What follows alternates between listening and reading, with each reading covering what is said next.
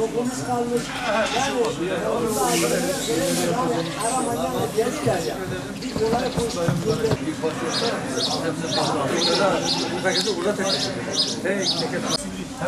Tamam. Bunları üzmeyelim.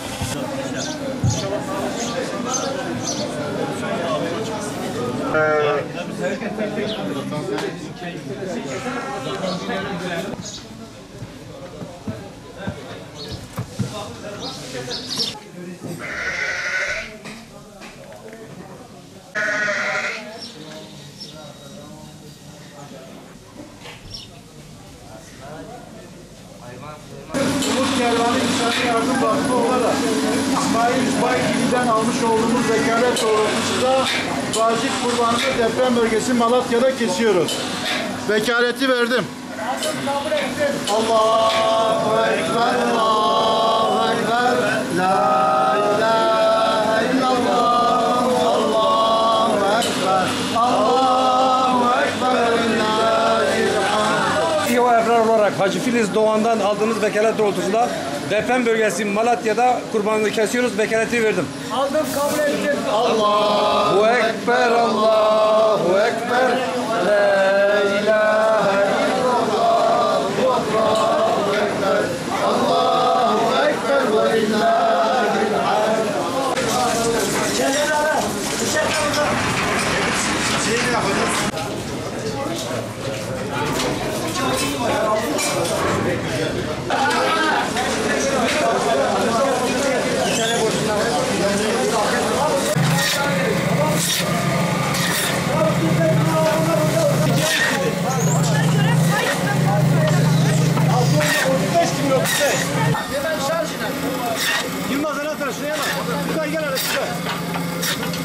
Umut Kervanı İnsani Yardım Vakfı olarak Avrupa Yetimeli, Uluslararası Yardım Kuruluşu İHA Ebrar ve Yetimler Vakfı ile beraber 2023 Kurban Organizasyonu hep beraber deprem bölgesinde gerçekleştirmeye devam ediyoruz.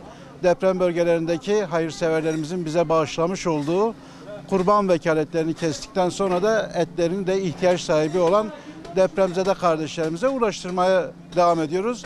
Dün Adıyaman'da bu organizasyonumuzu gerçekleştirdik. Bugün de Malatya'dayız. Malatya'da da şu an vekaletlerimizi yerine getirdik. İnşallah birazdan hem konteyner kentlere hem de çadır kentlere bir de yetim ailelerimize inşallah bu kurban vekaletinden elde edilen etleri götürüp dağıtacağız, onlara ulaştıracağız. Tüm hayırseverlerimize çok çok teşekkür ediyoruz. Allah-u Teala kendilerinden razı olsun. Bu kurban ibadetlerini en makbul şekliyle kendi indinde kabul eylesin inşallah. Çağrımız ilk günden itibaren vardı, deprem bölgesine yoğunlaşalım. Bizler de 4 kurum olarak şu an deprem bölgesindeki bu faaliyetlerimiz diğer deprem bölgelerinde de Maraş'ta da Hatay'da da devam ediyor. İnşallah bizler bu kardeşlerimizin yaraları sarılıncaya kadar onların yanında bulunacağız ve yaralarını sarmaya devam edeceğiz. Rabbim hayırseverlerimizden razı olsun.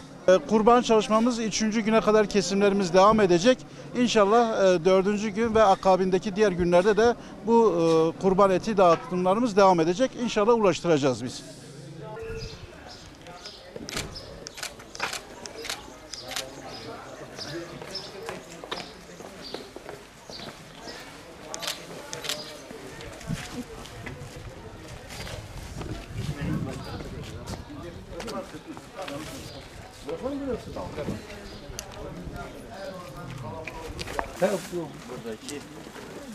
Büşra ben buradayım. Şu an yemek dağıtım zamanı olduğu için çoğu burada zaten. Aynen.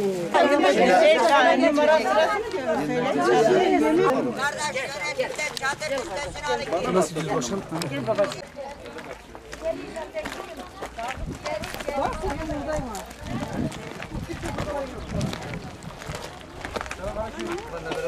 Bayramınız mübarek olsun. Rabbim bu acıları yaşatması tekrar.